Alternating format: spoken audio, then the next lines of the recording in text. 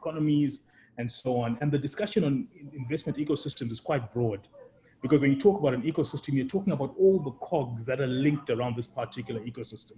And the beauty of this particular session that we have today is that we have a man with vast experience, we have a man with vast knowledge, and we have a man who's tasked with the digital agenda for the entire continent. A man who I affectionately call Boss. Please allow me just to welcome our guest of honor, the Director General, the CEO of Smart Africa, Mr. Lacina Koné. DG, please just some words of introduction to the audience. Yeah, thank you very much. Thank you very much, everyone. Special thanks to KLab, my brother Aphrodis, and for organizing this.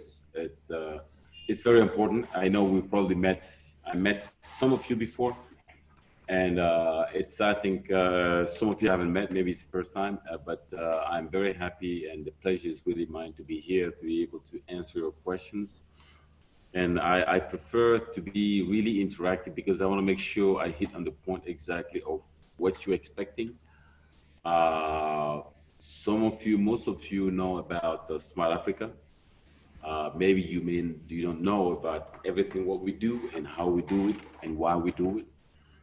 And I want to make sure I will be able to answer your questions to your expectations, and I will be brief and expecting you, all of you, to ask questions, and so that I can answer, or I can guide you to the right path where you can get the right information. And yeah, by having said that, I will give you the floor. Thank you very much, Gareth. I am actually flattered with this introduction. Thank you very much, Mr. Koné. Now we'll jump straight into it. You've got some vast international experience in the private sector. You've got public sector experience as well. And right now you are in charge of Africa's digital agenda.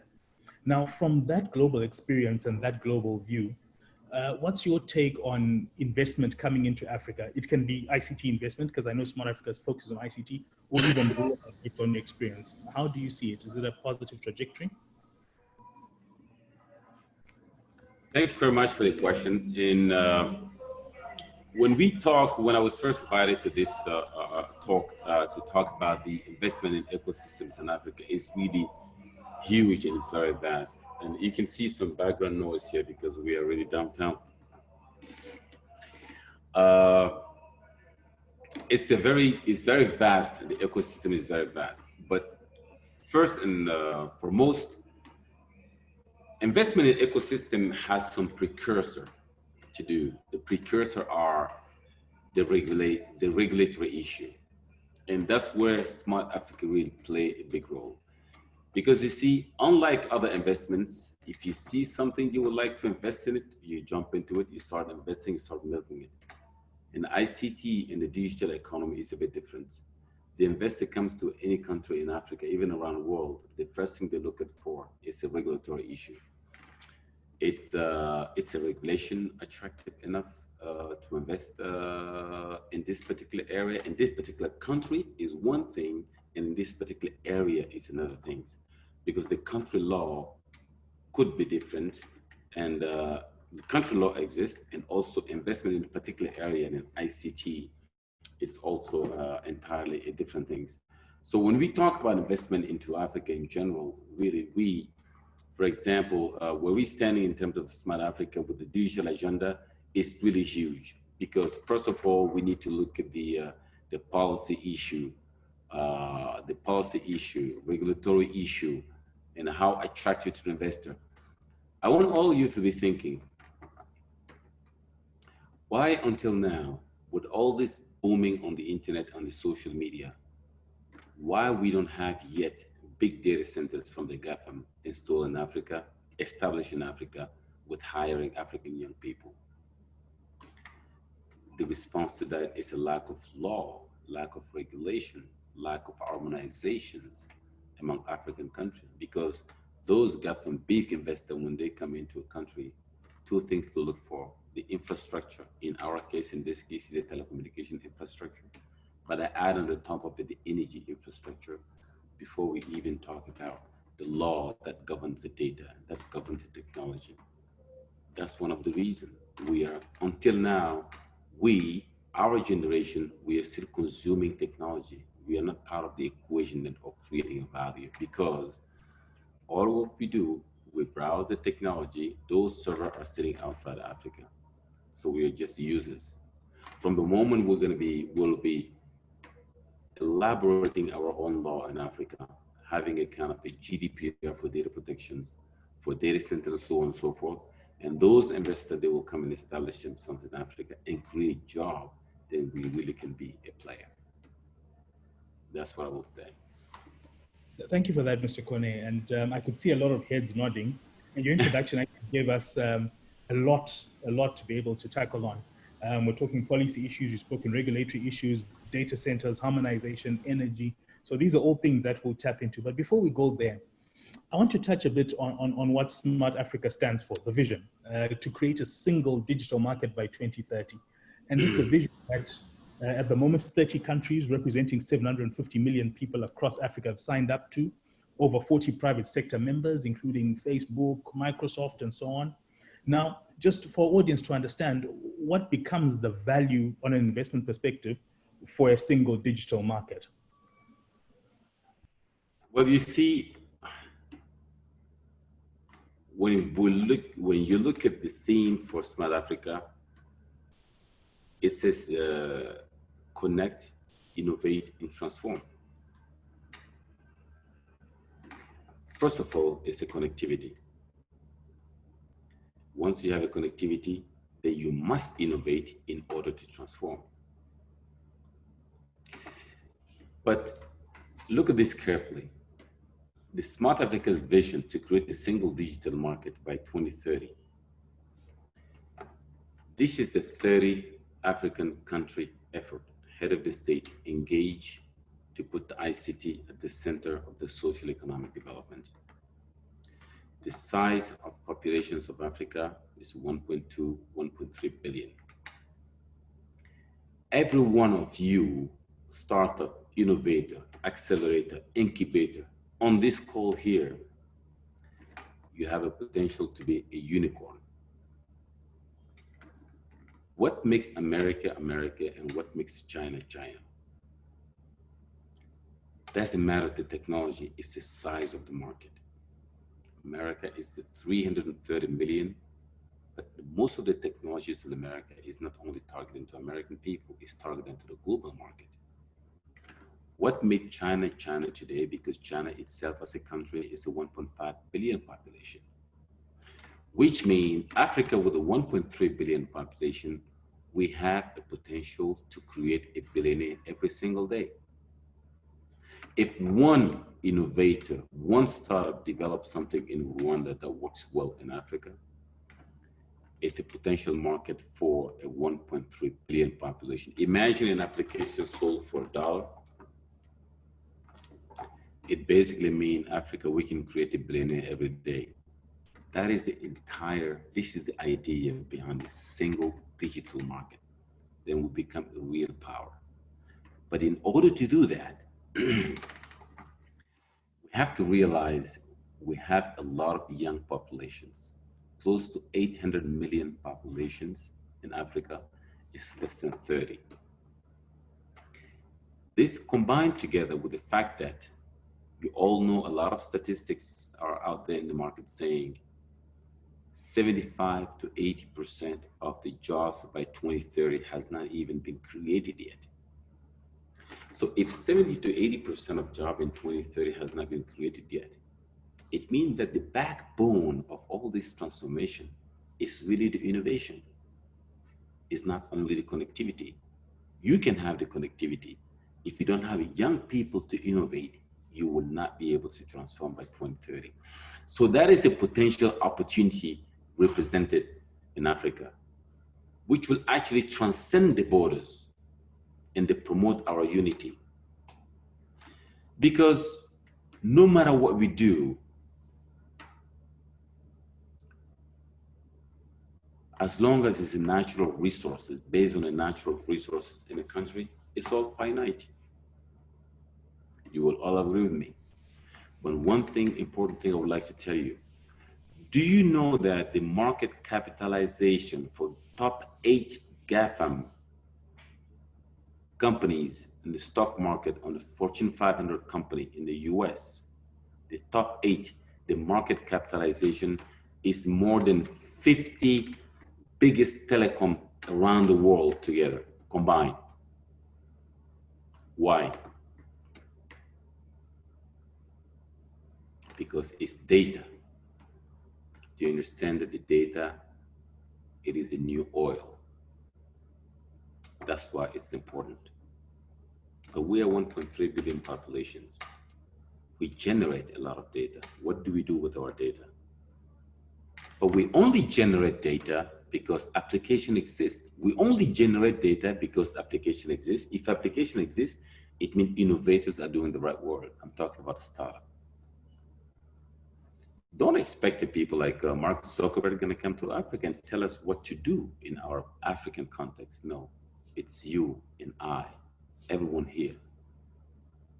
It's responsibility to create, to innovate the technology in the context of our use in Africa. Thank you. Thank you very much for that, Mr. Koné. I think one thing I think that will be a quotable quote that's going to come out of here is something that you said, that Africa has the potential to create a billionaire every single day. I saw Marcel Jaff with a big smile when you said that. And I think he was very excited by that.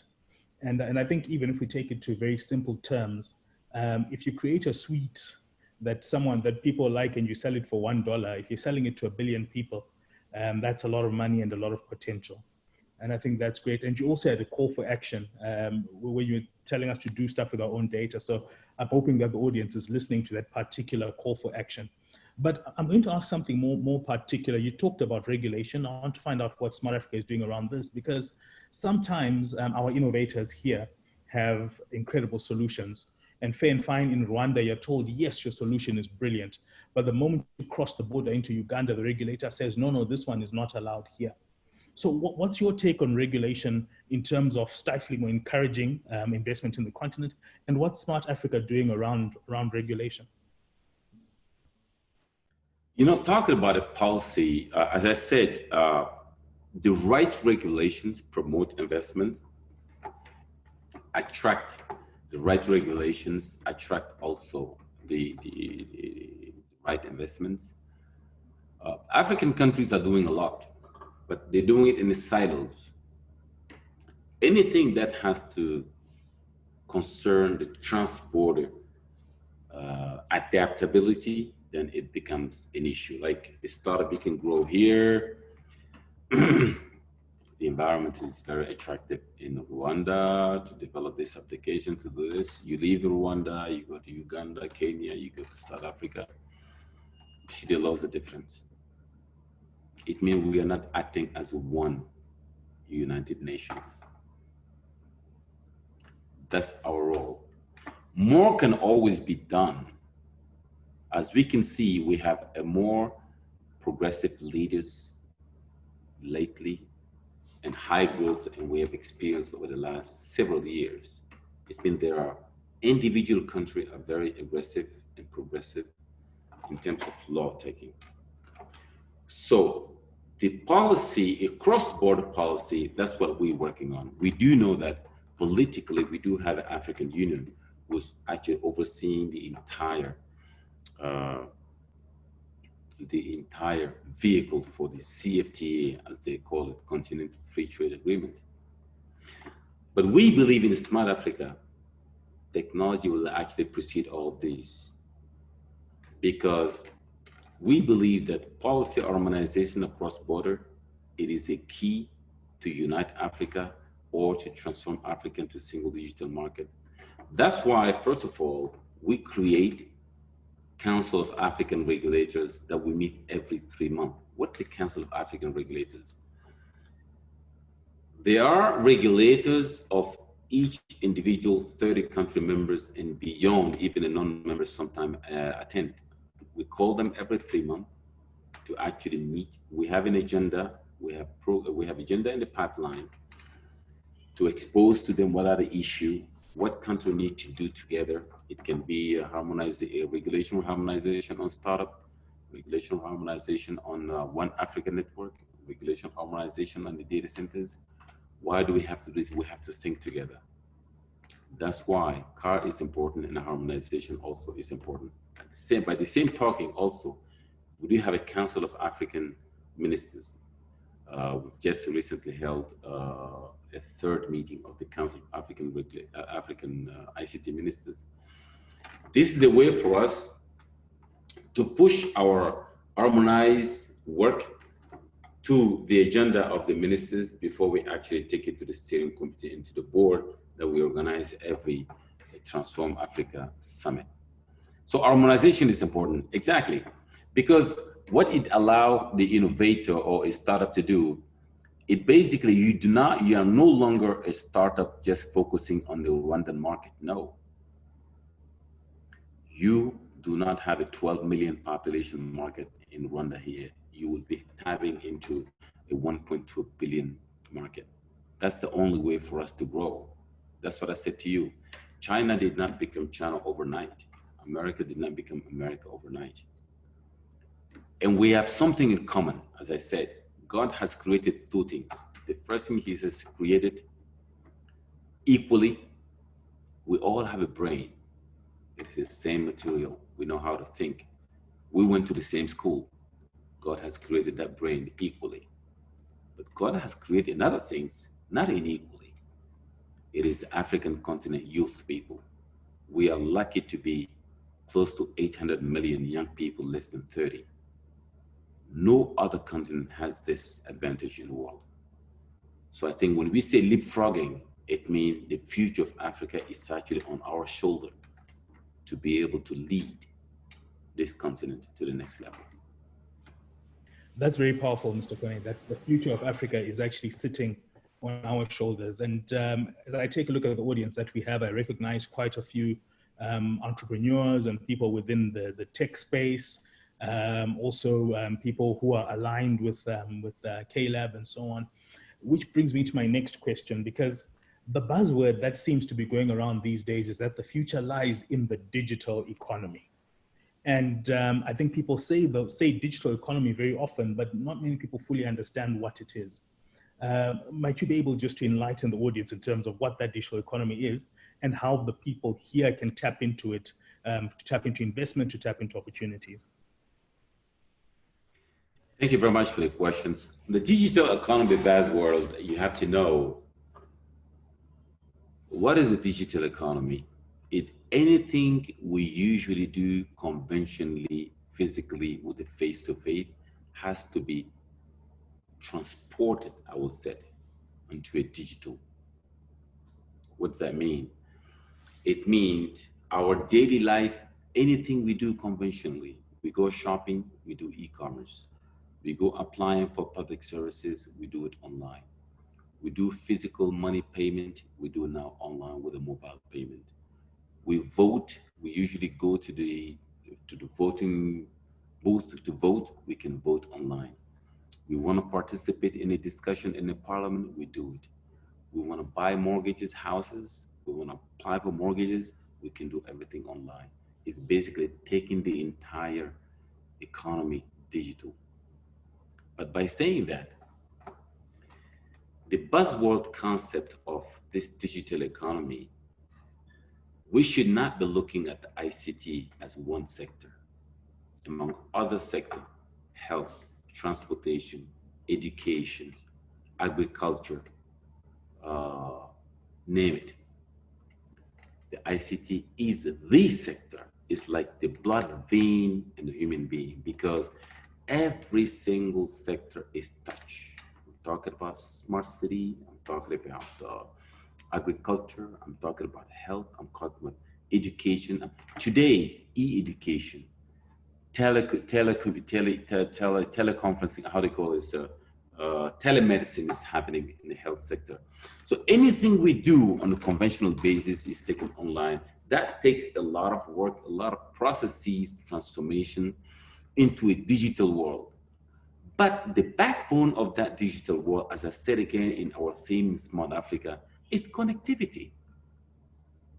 It doesn't matter if I transform my steps, if my processes to be transformed. For example, if I usually go to any single particular minister to apply for some paperwork, if I have to do it online, the fundamental key requirement for going online is connectivity. That remains the question. Now talking about the connectivity. Some of you may not know, all of these war, it's about 51% of the world population is connected and 49% remain unconnected in the world. When you take that in Africa, before going to African statistic, I will tell you something. If we combine the satellite connectivity, satellite coverage around the whole world, to see how many satellites out there, we'll look at the coverage. If we look at the submarine cable coverage in every single country, we'll look at the entire fiber optic capacity around the world, the supply cover close to 95% of the Earth's surface. It means all the satellite, all the fiber optic, all the submarine cable, everything combined together, it covers 95%. So why Africa is still trailing at 34.5 or 35% of broadband connectivity? It is the regulations that should attract the investment in that. That's the connectivity. Connectivity in rural area, connectivity in the urban area. So if it's not a supply problem, that the demand is there, then why Africa is not up to 50% connectivity on broadband? Is still 34% that we in Smart Africa, through our working group broadband strategy, we want to increase that by 2025 to 50%, to be able to jump another 15% by actually inciting our regulators to make regulation more attractive, to be able to invest, attract more investors. So we are not there yet. Look, 34%, 35% of African populations have a broadband connectivity. About 25% have a broadband connectivity, not affordable. You can have an infrastructure, not affordable. And you have another 30%, which makes a total 100%, which is not connected at all, area where connectivity has not reached, which need investment. Today, in the ballpark, the investment gap in connectivity by World Bank numbers and World Economic Forum is over 100 billion US dollars investment needed in Africa to connect. And talking about that connectivity, that's one of the reasons we have a flagship project led by Guinea and Smart Africa together with our partner Tata Communication. It's called Intra-Africa Connectivity. This is very important, intra-Africa connectivity. It doesn't matter how many fiber, we lay out across Africa on a submarine, it going under the sea. As long as we are not connected individually to each other, it does not make any sense. Do you know why? Because our data, our information will always transit outside Africa. Then what is the sovereignty? That's why in Africa, in Smart Africa, we have also on a connectivity level, we do have an intra-Africa connectivity flagship led by Guinea. And we have a broadband strategy flagship led by Senegal that we did a study we'll be sharing very shortly. On the top of that, even, what are we doing to push the cost of this connectivity to go down, to be affordable? We also launched a study called bulk purchase. The bulk purchase is an innovative way for investment. It's like there are 3 different levels of contract you can have with any supplier of telecommunication infrastructure. I want this now for like a short term. I want this contract, lease contract for connectivity for short term, has a price. And it has another way that you take a long-term process, which is 10, 15 years, or the country can invest in the hardcore infrastructure of the fiber itself.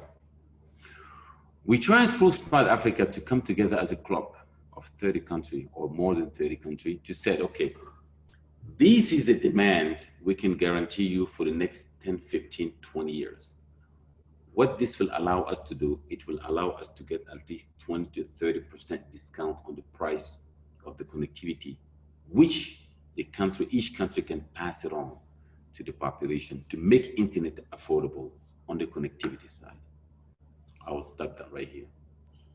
So thank you very much, Mr. Koné. I think I really like the way that you've tied in how policy is even driving things like connectivity, which also impacts the actual investment that's coming in, and also the investment potential into SMEs, and also just how I think the innovation and the investment ecosystem is more than just money, because this investment in the bulk purchase that you've talked about means that costs for internet will come down, and costs come down for startups and for small businesses, which could give them a better chance for survival and better profit. I'm going to take this opportunity just to remind our audience that if you want to type a few questions into the chat facility that's at the bottom of the screen, please do so, and we'll make sure to pose these questions to Mr. Koné. Now, I'm going to dovetail away from the infrastructure aspect into something that you mentioned, and I'm going to talk about startups.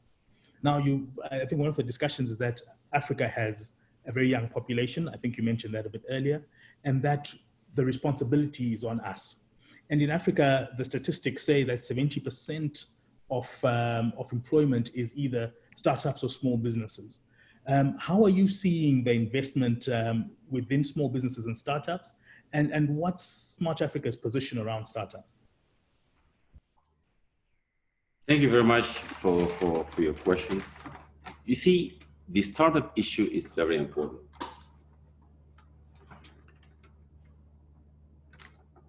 Some of us were born, some of us also were not born back in the 90s or before 90s. Microsoft was a mom and pop shop. Mom and pop shop, it was a small company, it was a startup. I remember still Windows 3.2.0, Windows 3.1. There were many startups at the time. SAP was a startup. Oracle was a startup. Google was a startup. Facebook was a startup.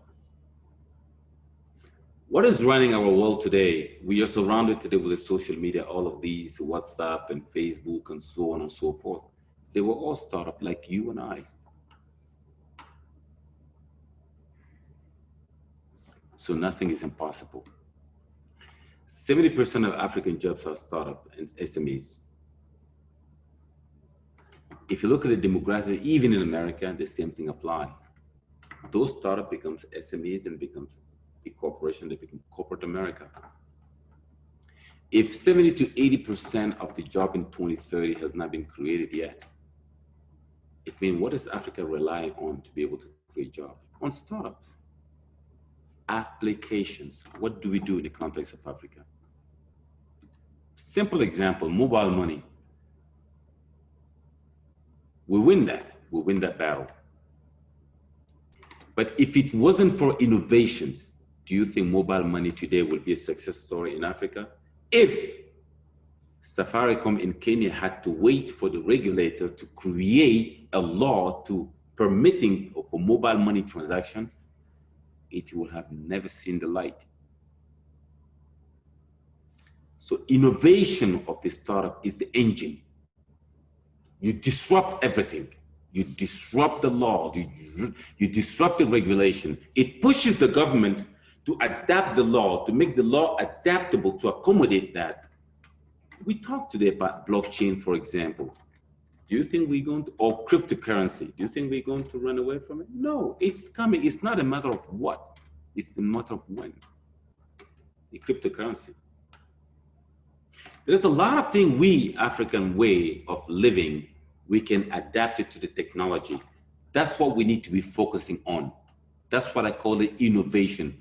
We don't have to do things like the way things are being done in Europe or in the West. We have to do it in the context of Africa. What goes with our people, what goes with our way of living. Innovate and push, be aggressive and bold. You force different countries to adapt to the regulation to accommodate that, just like we've seen the historical data on Safaricom. That's what it is about startup. That's when I said the future of Africa lies on our shoulder. Because for us to take from point A, we are in 2020 to 2030, to be able to be a strong continent, to create a lot of unicorn, it will take a lot of work, a lot of audacity, a lot of boldness. Because every single application we use today, it was a startup to start with. WhatsApp, Viber, Facebook. It was a startup before. As I said to you, God has created two things, one equally, one unequally. Equally, we all have a brain. Nobody's better than us.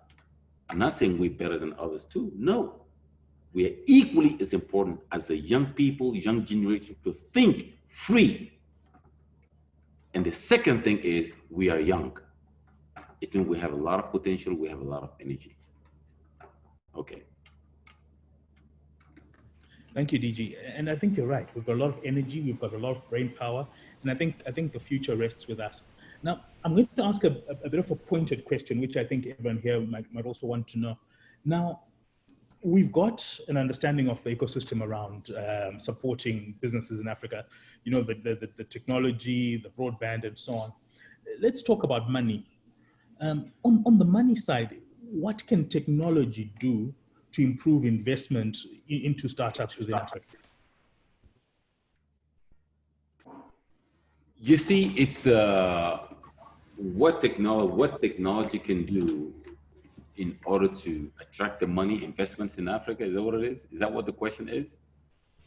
Yes, that's correct. Or to assist in you see, what is happening on the continent, private sector, foreign direct investments, some of them are investing in the startup. And we see South Africa, Kenya, Nigeria are taking part of that. Even Rwanda is taking part of that. That is actually a peanut of what can be attracted in Africa if the regulations and harmonization was in place. For example, when I give the example of Safaricom, you have to be bold. You see, we have to be out there and creating, innovating things for the investor to look at this, to be that this is attractive. This is something I can invest in. And when they come, the third party, which is the regulation, adapt the law to make that investment possible. If you guys remember back in the 90s, people who were living in the States at that time in the dot-com area, were the investor telling people to go and create the dot-coms? It's exactly. It became, the dot-coms became the bubble. People like a Barnes & Noble, for example, is a bookseller. They did not have online service. There was a startup doing that. A startup from the garage of their home. They were actually selling books by buying from Barnes & Noble and selling it to the end user. And Barnes & Noble, end of the day, start acquiring all these companies. That's what we need to be doing. Things we do on a daily basis, transform it, put it online. Bricks and mortar company will be interested and they will see a need for it and they will go for an investment, then will follow. That's what when I say innovation, young people, leapfrogging, it's all about us, what we do on a daily basis, how we can transform it. I'll give you a very simple example. Even the blockchain, they've been talking about blockchain, so on and so forth. Africa will be the best use cases for blockchain because to start with, everyone works in a silo. They don't have to trust each other, but the blockchain will allow us, blockchain technology would allow us to trust each other, not to trust each other, but to work with each other with a common goal. It's a natural fit. Most of our governments in Africa here are decentralized. Department works in a silo. They do not want to share data. You don't have to, but we can get to the same objective by not sharing information, sensitive information, but we still will work in the trust manner. Look at the use cases for blockchain, for example. Look at the use cases for artificial intelligence. Here's my iPhone. I talk to my Siri. Who determined that? Who said that Siri should speak English? Who decided that Siri should speak Chinese or French? Why I can't speak to Siri in the Kinyarwanda? There is no reason why I cannot activate Siri using Kinyarwanda. It's artificial intelligence. The artificial intelligence will be a big win in Africa. Why? Because it will allow uneducated people, IT savvy-wise, to use the technology as an educated person.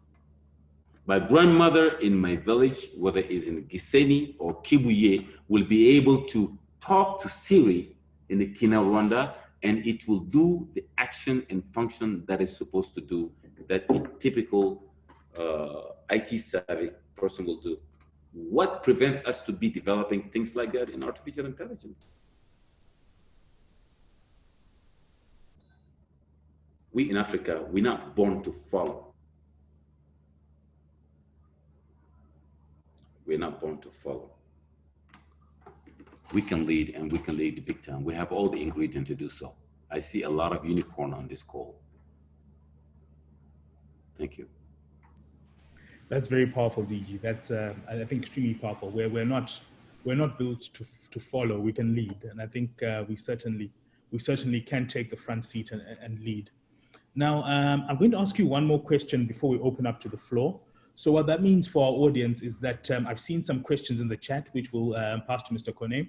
But at the same time, if you want to ask him a question verbally, please you press the button that says raise your hand, and then we'll recognize you to be able to ask your questions. Now, the last question that I'm going to ask you before we open up to the floor is more of a current affairs question. Just to say, COVID-19 is a situation that we are in now. And a lot of people feel that this has slowed down innovation, slowed down investment in Africa.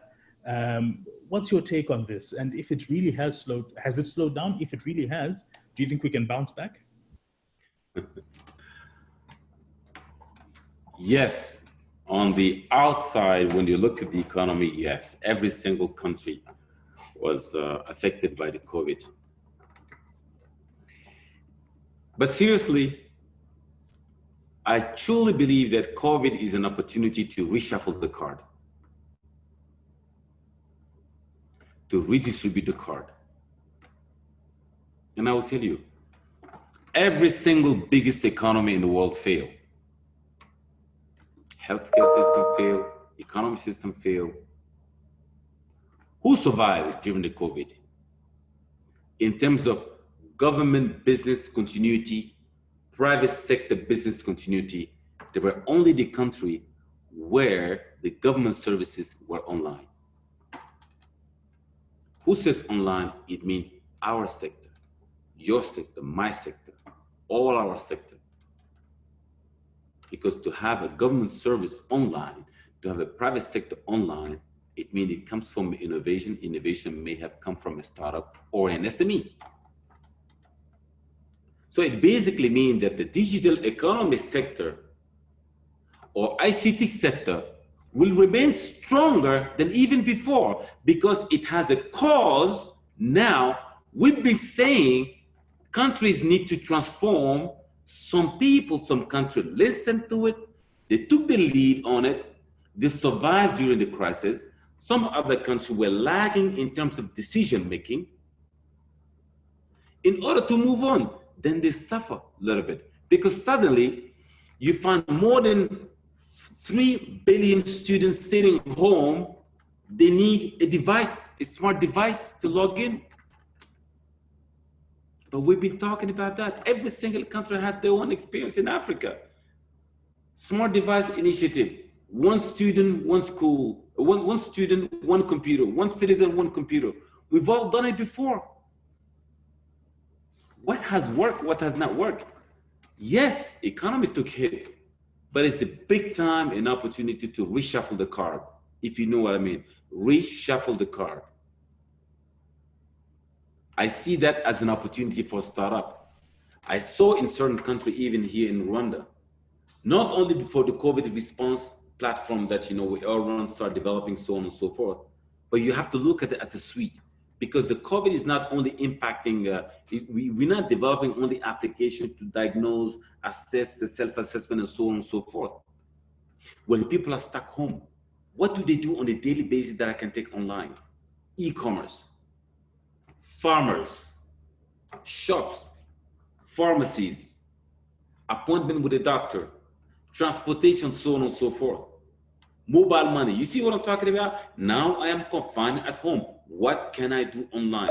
You, startup, what can you do for the population of Africa in order for them to stay home and live just like they were living before? Because what we're living today, trust me or not, it is a new normal. It's the new normal. What a typical urban or rural person sitting home, what can he do using the devices without actually moving? So that's an opportunity. This cannot be a downturn. It means show me what you can do. That's what I'm saying. It is a time to reshuffle the card. I hope I answered that question. Thank you very much. I like that. And the challenge is really to us. Show us what can be done. And I think that's the important thing. It brings the challenge back home. I'm going to ask a question that came on the chat line. My brother Marcel Jaff, who I can see on the video right here with a big smile again, is asking, which countries do you feel are the most favorable for digital investment right now? And I think he's referring to African countries. In the African country, really, it depends on the area. And as we will be publishing very soon a study we did on the digital economy benchmarking. Digital economy flagship led by Kenya. We expanded to the rest of Africa. We came up with some higher ranking. We have so far now about 7 countries, but you see, when you say digital economy is so huge, because when you talk about fintech, we see Kenya, Nigeria, South Africa. When we talk about some other area, for example, blockchain, artificial intelligence can be in Rwanda, but we will be actually publishing that report very soon. Stay following us on the social media, and you will be getting definitely hints of the ranking of African country and where to go invest. Who has done what in the past 3-4 years? What has happened? You know exactly where each country is standing and where the opportunity lies. But for us, as a Smart Africa, we have a flagship project. Each country has a flagship project. South Africa is artificial intelligence. Rwanda is a smart city. Kenya is a digital economy. Ghana is a fintech, is a financial intra-Africa payment system. Ivory Coast, my own country, is a cybersecurity. Burkina Faso is a capacity building. Niger is a smart village. So we have all of these cattle run all this country. So soon, just stay tuned. You will be getting the hint where exactly you should be doing. We will tell you where each country is standing, and you can see if you are interested in the blockchain technology, if you're interested in artificial intelligence, if you're interested in being a startup in the broadband connectivity, or you want to focus on capacity building, or you want to focus on the smart cities, you will see exactly what you can do.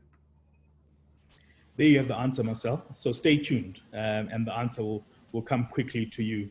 I recognize Robert Ngezi, who's got his hand up. Robert, please unmute and you can ask a question. Hi, Koné. It's really, really nice to hear you talk, and it's really great to hear all the good work you're doing. My name is Robert. My name is Robert Ngenzi. I'm a software developer from Rwanda. I'm based in Finland. My question is, as diaspora, it's a big problem when we want to start something in Africa. It's really hard to get the right connections to to be able to reach out to our clients and be able to start something. How can we reach out to you? So, like, for you to connect us with. For me personally, I would like you to connect me with some clients I'm targeting. I'm working on a speech recognition technology. I've developed a software that help.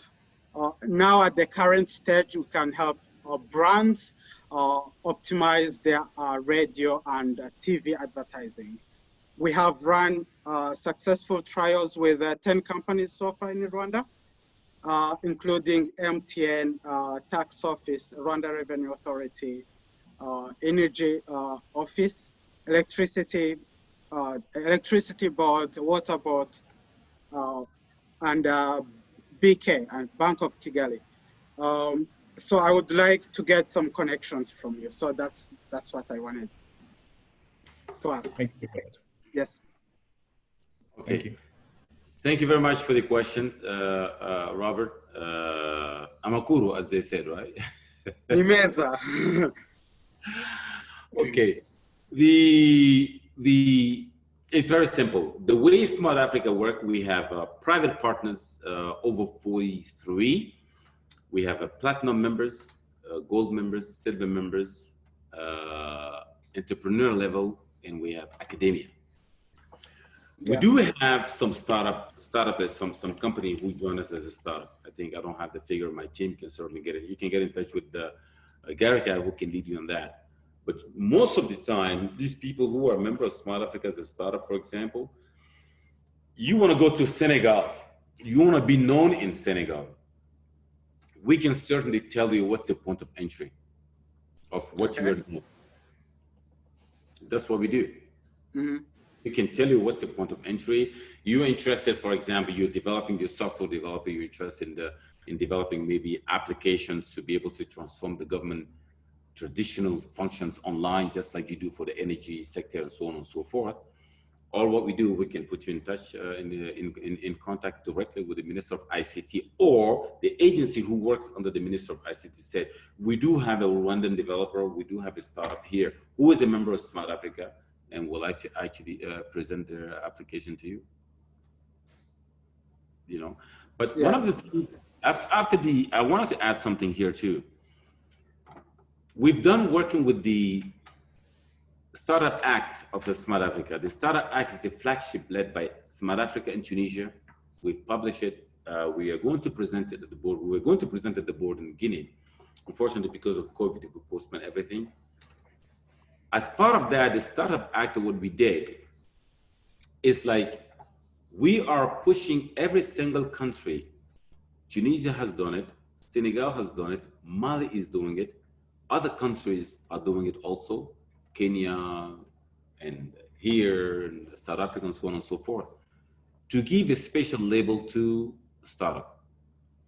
But we do not want to say, for example, if you have a startup label for Tunisia, then you can only function in Tunisia.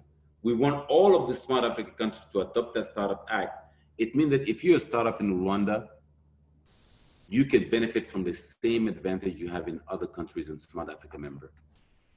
You follow me? That's also in the context of policy harmonization. But if you get in touch with the Gary later, we can give you more information on how you can be introduced to other countries as a startup or as a developer. Is it possible to get your any contacts of a person I can contact for like further details? Robert, that would be me. Okay, cool. Very cool. All right. All right. Thank you. Thank you very much. You're welcome. And thank you so much. And thank you for tuning in all the way. Yeah, this is Geoffrey. Okay, Geoffrey, we'll allow you to ask a question. But next time, please raise the hand so that we can recognize you. Yeah, already I've just raised the He was raising hands in the video. Sorry, man. There's a button on the right-hand side where you press and say raise your hand. But please continue. Yeah, thank you very much. I'm Geoffrey from Rwanda. I'm a student in University of Rwanda. So you have said that now these days the most thing in the we have talked about the ecosystem, but the most thing like we are you're most like you are supposed to just like focus like in IoT, the Internet of Things.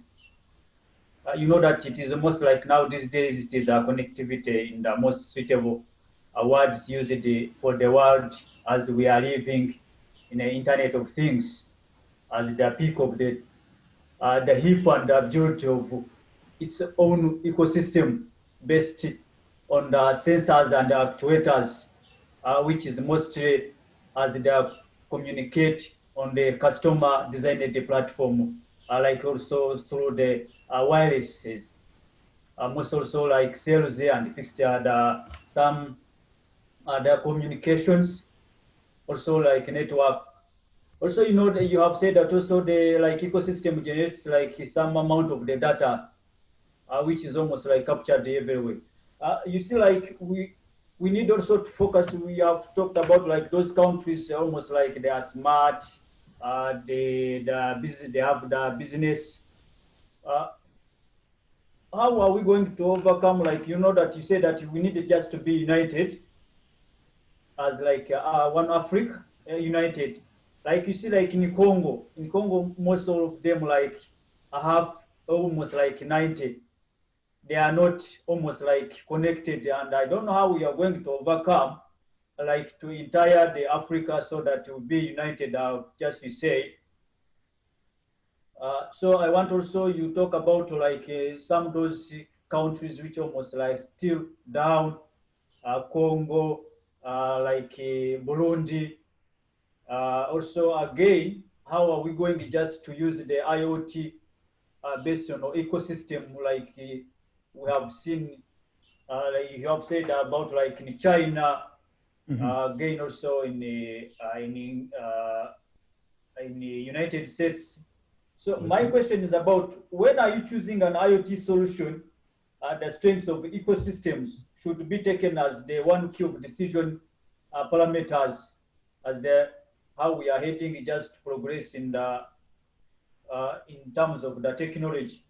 Again, also I would like to know what's like the ecosystem as the benefit as the entire in Africa system. And again, what's the most like the role?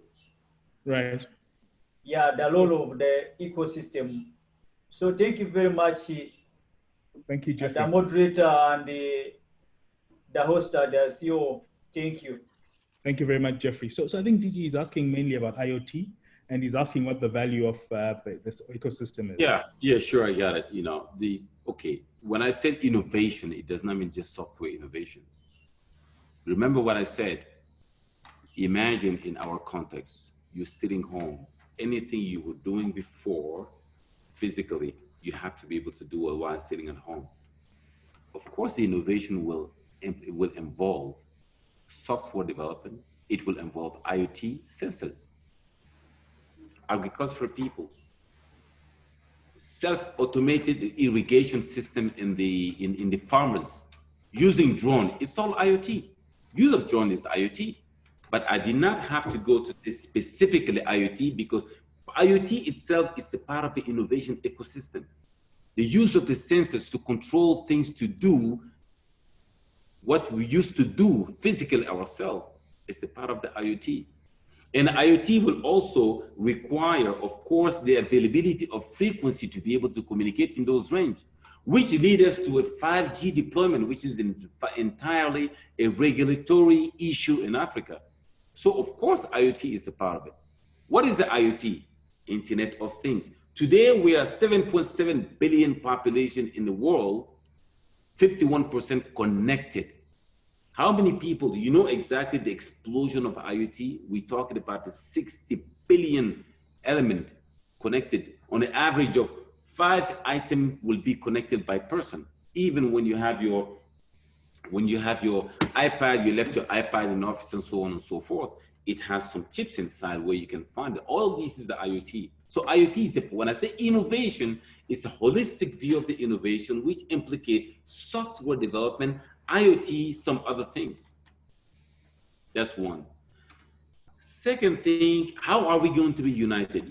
I will give you a very simple example. You are in Rwanda. When you send a WhatsApp to Cameroon, do you pay tax on it? Is there a custom? Is there a custom blocking the road for you to send the IoT to send any message to Cameroon? No. Okay. All we are saying, African can be united faster using a free wave than anything else. Just think about it. Just think about a technology. When we talk about technology, we always agree, always far away from politics. Then why don't we leverage that? Absolutely. Today, we're talking about CFTA, a Continental Free Trade Agreement. We say free wave first. Let's talk to each other. Let's connect each other's country. Let's have framework. We can communicate. We can get to know each other based on the certain KYC, know your customer or know your citizen. That's one of the track. That's one of the blueprint track and the flagship led by Benin and Smart Africa, together with the Rwanda and Tunisia, who will do the pilot digital ID framework for Africa. Why are we doing this? Digital ID. Europe had to go through it. Europe had to go through it. Well, we believe we can do it because look at the way the African continent is divided. We have ECOWAS in the west, we have EAC in the east, we have SADC in the south, we have North, you understand what I'm saying? Everyone has a law, regulation, norm and conformity to follow in terms of identity. We are saying in the digital ID working group, let's come together and see what is tolerable between each of us, have it as a trust framework in a way that a citizen from Rwanda with the Rwandan IT, biometric ID, can travel to Benin and go through e-gate. Why not? When you travel from Italy to France, why they don't check you? Why is the same thing? When you travel from Germany to Belgium, when you travel from Luxembourg to Spain, why them? Why not us? What unites us is bigger and more than what divides us. You have to remember that. That's true. That's what we're working on. Thank you. Okay. Thank you very much for that, DG. I've got a few questions here on the chat line. Nkubito, who is the CEO of ITI Africa, is asking, what is your take in developing big data in Africa? And what is Smart Africa doing to contribute to private sector companies investing in big data? Thank you very much, yes. The big data is the future. Because the artificial intelligence feed itself from the big data. What is the big data? Every single thing, all of us will leave a digital footprint somewhere. It's an aggregation of collection of all these data becomes a big data, and you have analytical tools on the top of it to represent artificial intelligence. As you know, Garika, we are launching very soon in the next few weeks a working group to support South Africa on the artificial intelligence activity, which is based on the big data. Yes, we are full in it. We are working on this one with our partner GIZ, that you all know from Germany, German Development Corporation. And we are involved in that, artificial intelligence and big data. We think it is important. In your view, we are all, most of us are engineers on this call. The best country who were able to eradicate COVID, it was done using big data. We all know that. South Korea, Singapore, Taiwan, China. It's the big data. What is that data? It's a collection of data which was coming from the telco industry. It is the big data. It is important. Okay, now the COVID fight side is not a technology, cell phone record, blah, blah, blah. But imagine a country has a well-structured framework for collecting a big data on your tax, on your expenses, on your travel, on your food, and everything you do, and have an analytical tool which represents artificial intelligence to predict the future consumption of the country or a continent. That's exactly what it's doing. I said before, top 8 GAFAM GAFAM company on the Fortune 500, the market cap exceed 50 telecom combined company in the world. Why? Because they are in big data. Do you think that the Facebook is in the business of connecting you with your family? No, Facebook is in the business of collecting your data, your profile, what you like, what you dislike. Do you think WhatsApp is like, WhatsApp is allowing me to give a free communication between me and my family? Do you think, is that what it is? No. Do you know where your data is stored on the WhatsApp? Every morning, the first thing when you do in the morning, what do you do? When you wake up, you check first of all who sent me a WhatsApp or who tweeted it. Yeah. We don't know it, but we are all digitally colonized. And that's the worst colonization ever because it is infinite. It's the data record. It's the digital footprint. It's not based on the gold or the diamonds or coffee or cocoa, which is a finite. That's even better when it's finite, our grandfather time or our father's time. But the digital colonization is infinite because you are hooked, just like a drug addict. Why do we have our data outside Africa? Why some of you cannot develop something, a chat box we can communicate where our data is stored in Africa or in your local country? That is the big data. That's our fight. The big data does not go without personal data protection law that we have also track record working with the Senegal and Djibouti together for the data center flagship. When you say big data, artificial intelligence, cybersecurity, personal data protection, they all go together. I'm glad that you brought that information, that question. Where is our big data today? Our big data is not in Africa. Our big data is owned by someone else. And at any given point, they know exactly what you like, what you dislike, where do you go. Let me give you a little story to make it really interesting. A friend of mine, I'm not gonna say the name, back in December, he picked up his phone, called an airline agency, said, I would like to go to Italy with my family. They booked airline. He said, I want you to book also the hotel on the internet, on the browser. They booked the hotel. 5 minutes later, he went on his Facebook. He saw on his Facebook, they were pushing, we have a special deal for you between December 22nd to 28th on Facebook. How did they know about it? How did they know about it? He just called and they used the browser.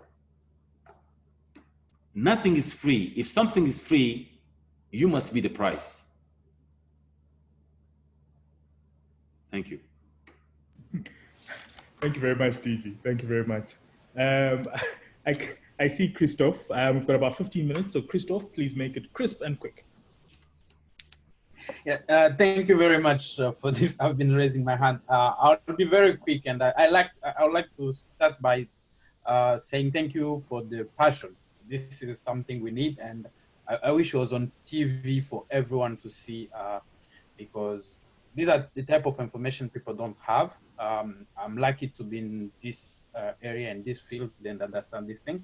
But I've been reading a book, and one of the thing which might lack in Africa, and I'm wondering if the Smart Africa is working on it, is the research part.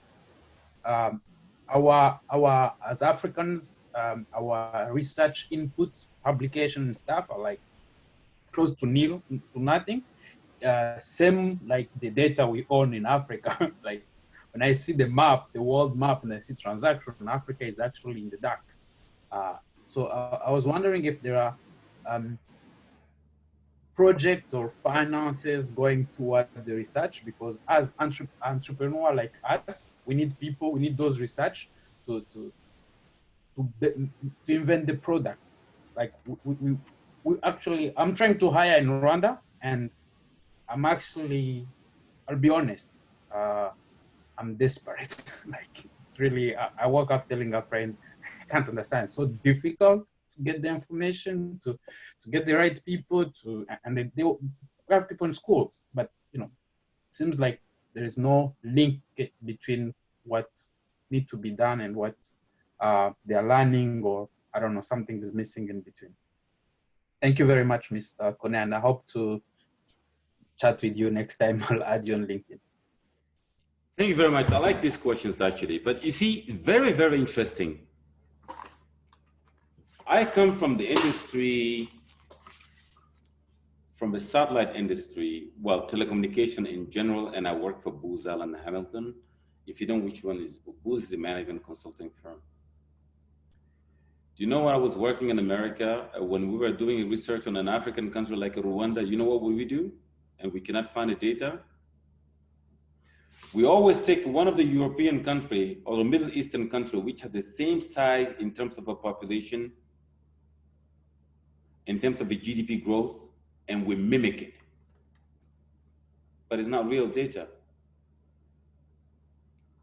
Our institutions, I believe in the universities here, in the University of Rwanda, even the University of Lagos or stuff like that, there are research facilities.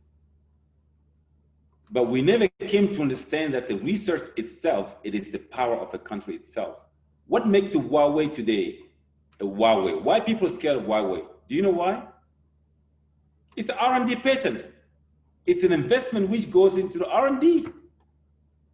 What makes a Google Google? It's the R&D. What makes the Apple Apple? It's the R&D. That's what I'm saying. We are very glad and happy that now we have Marathon here, something made in Africa. As long as we remain consumer, we are done. All we are doing now, we're just consuming what people produce. What do we produce? What do we produce? You tell me. In technology, what do we produce? What is Africa known? We are the biggest exporter of the world, biggest exporter of coffee, biggest exporter of cocoa. As long as we don't stop consuming, we will never be a united Africa prospering. I am being very bold here, but it's true. That's what our young people need to know. We have to stop consuming, we have to start creating.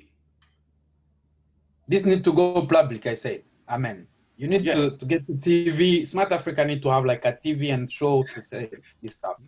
No, it is true. It is true. We are not producing. What are we producing? What are we producing? Nothing. We are not producing. We have to start producing. That's what I'm happy about this country. Here we assemble BMW, Volkswagen.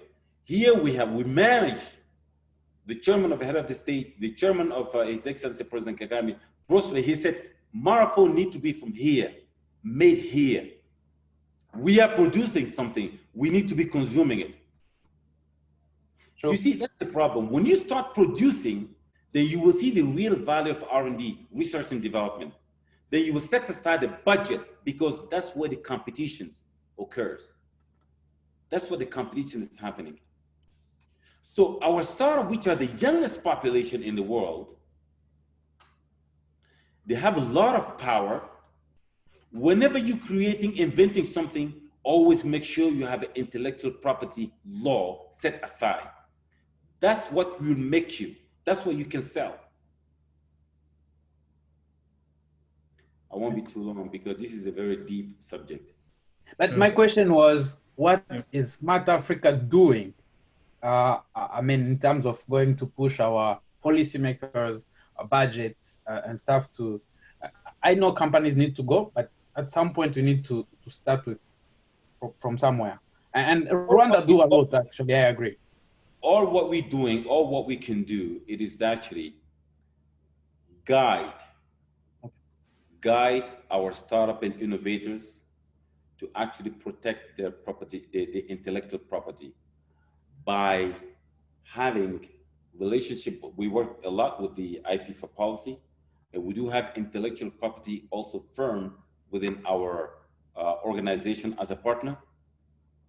as a partner to protect what they create. But in terms of funds injected in the research and development, Smart Africa invests every year, not even every year, we invest every quarter on the study.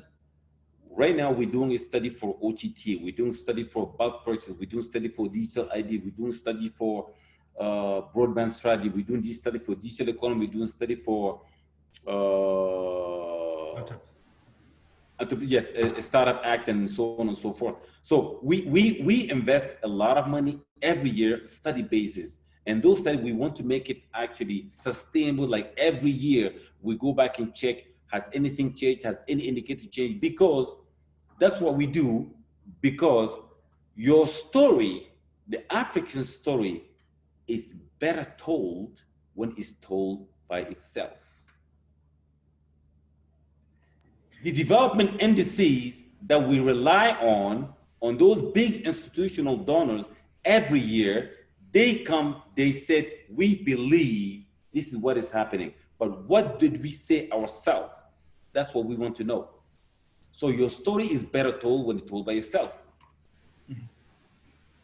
Yeah. That's what we do in terms of research and development. But in terms of funding, like a big organization, it should be the role of the big SMEs, of the big companies in Africa. They should know, because innovation represents the engine, the startup represents the engine. When those intellectual property are well protected, it becomes an asset in those organizations. And our industry, they should be investing in young people inventing these things. There should be a budget. But you see, it's a mentality set. We need to change. We have to stop being consumers. True. True. Yeah. Thank you very much, DG, for that. Thank you, Christophe. I recognize, I see Wesi Digital Intelligence. I think they have a question. Are you ready for it?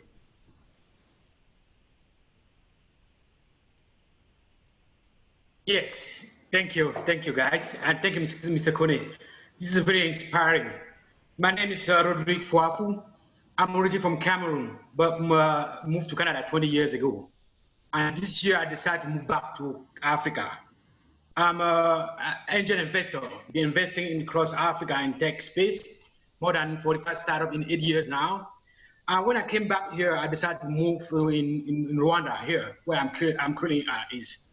One of the things that we've been facing was regarding the knowledge gap on the continent. And my question to you is the Smart Africa has a concrete plan to tackle or to address and to improve that knowledge gap across the continent, either in ICT or in other sector?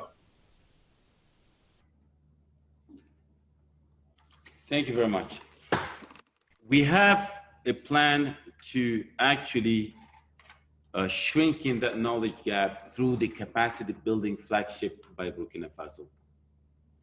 We'll be more than happy to share some of that with you, because when we say capacity building, don't look at it as a capacity building as just institutions capacity building, because no matter what, there is a gap. You see, in Africa, there are people who are ICT savvy. No, first, people who've been to school. People who've been to school, they're not ICT savvy. People who've been to school who are ICT savvy, and people who have not been to school at all and they're not ICT savvy. You see the gap. And we are saying 70 to 80% of the job in 2030 has not been created yet. So who's going to remain in job? That's what you're talking about.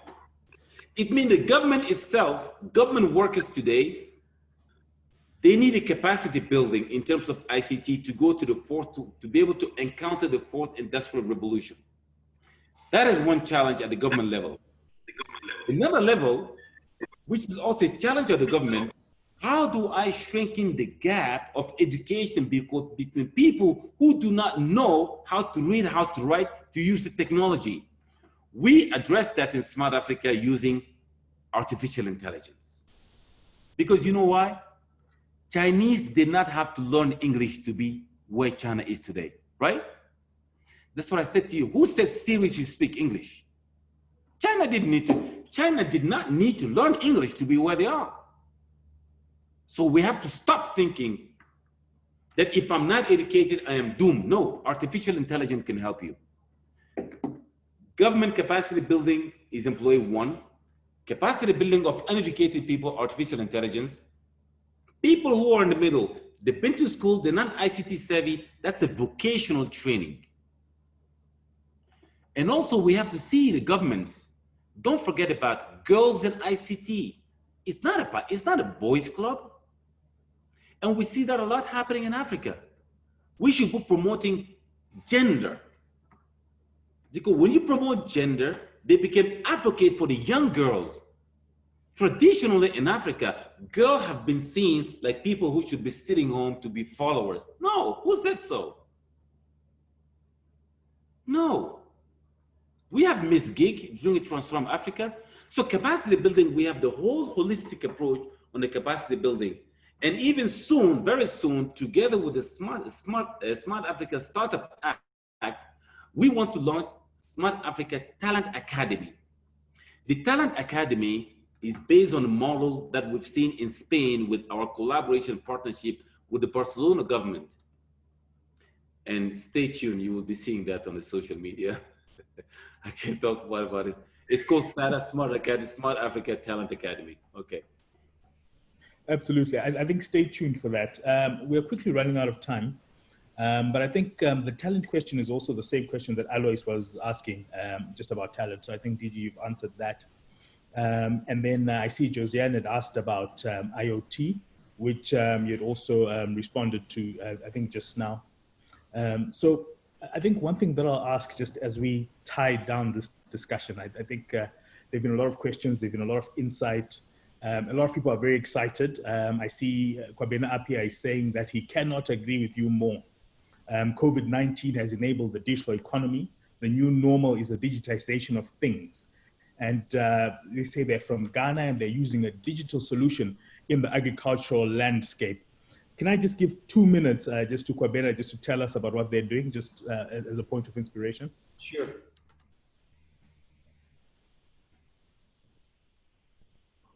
Kwabena, are you with me? Is he here? Yes, I'm here. Thank you very much. Good morning from Ghana. Hello. And thank you for the opportunity. Yeah. So this is what we are doing. We are using a mobile app known as the IVR. In full, is an interactive voice response. And because of COVID-19, our programming in the agri space, we work at cocoa farmers and then oil palm farmers. We train them in sustainable ways of production. And because of COVID-19 restricted movements, we are unable to move to our program districts to train them. So what we are doing now is that by the use of mobile technology, we have been able to get the content in cubes, small cubes, by which we send this information to them. So they receive now training on the mobile phone. What it does is an intelligently built system by which we call them, and at the press of a button, the training is offered to them in bits. So we call them like 5 minutes in a day. We are doing them in small bits so that you don't overload them with information. So we do it gradually, and it's getting a lot of results. We are not entirely cut off because of COVID-19. We are using mobile technology to reach them, and it's very fantastic. Thank you.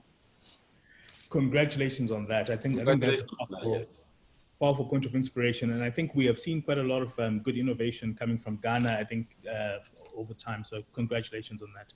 Mr. Koné, I think we're out of time. I'm just going to ask you just to give us one closing word of inspiration. You know, I